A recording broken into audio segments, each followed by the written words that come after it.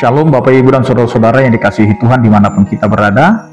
Mengawali setiap aktivitas dan pekerjaan kita, marilah kita mempersiapkan hati dan pikiran kita untuk mendengarkan firman Tuhan. Marilah kita berdoa. Kasih karunia dan damai sejahtera dari Allah Bapa kita dan dari anaknya Tuhan Yesus Kristus menyertai kamu sekalian. Amin. Bapak, Ibu, dan Saudara-saudara yang dikasihi Tuhan, firman Tuhan yang menyapa kita tertulis dalam Yohanes pasal 1 ayat 3 sampai dengan ayat 4, demikianlah dikatakan. Segala sesuatu dijadikan oleh Dia, dan tanpa Dia tidak ada suatu pun yang telah jadi dari segala yang telah dijadikan. Dalam Dia ada hidup, dan hidup itu adalah terang manusia. Demikian firman Tuhan. Bapak, Ibu, dan Saudara-saudara yang dikasihi Tuhan, mungkin kita pernah mendengar atau sering mendengar di tengah-tengah ibadah atau kepada anak sekolah minggu, lagu yang liriknya adalah Yesus pokok dan kita adalah caranya.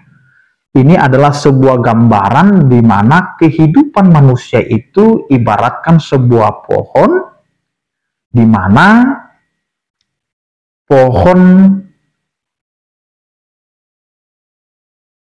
yang tumbuh memiliki akar dan juga ranting, maka Tuhan itu adalah pokoknya dan kita adalah ranting-rantingnya.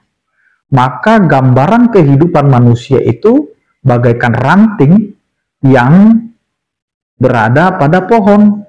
Ketika ranting itu terpisah dari batangnya, terpisah dari pohonnya, maka ranting itu mati dan tidak akan pernah lagi menumbuhkan daun, menumbuhkan buah, dan lain sebagainya. Demikianlah firman Tuhan ini mau menyuarakan kepada kita tentang penyadaran kepada kehidupan kita sebagai umat manusia, bahwa kita ini adalah yang dijadikan oleh Allah, dijadikan oleh Tuhan kita. Dan apa yang kita nikmati, yang kita bisa lihat, dan yang bisa kita agungkan, seperti panorama, pemandangan, keindahan, semuanya itu adalah yang dijadikan oleh Allah.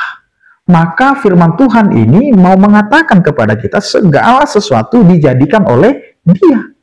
Maka kita menyaksikan bahwa semua ciptaan itu adalah milik Allah dan dari Allah. Ini adalah karya Allah.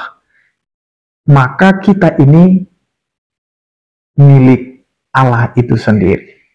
Maka jangan ada manusia yang menyombongkan dirinya dengan mengatakan dia mampu berjalan sendiri, dia mampu hidup sendiri tanpa Tuhan.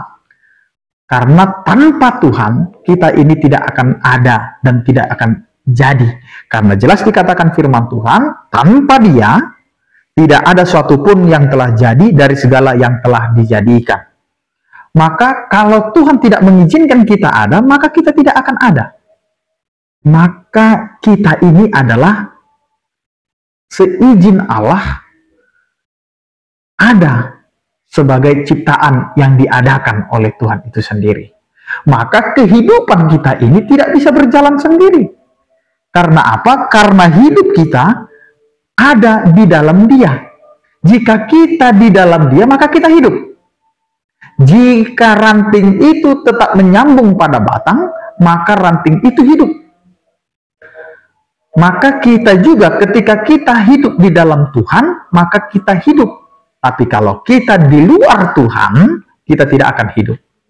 Sama seperti ranting yang terputus dari batang pohon, maka dia mati. Maka itulah yang mau kita hidupi sebagai orang percaya, bahwa hidup kita ini tidak bisa hidup tanpa sang sumber kehidupan itu, yaitu Tuhan.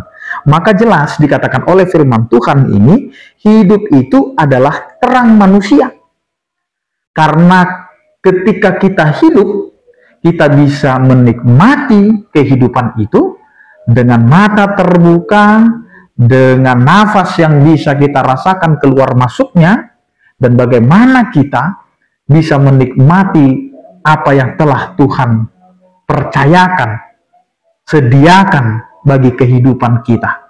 Tetapi ketika kita mati, maka kita tidak bisa lagi menikmati hidup karena kita sudah mati. Maka itulah yang disebut dengan terang manusia.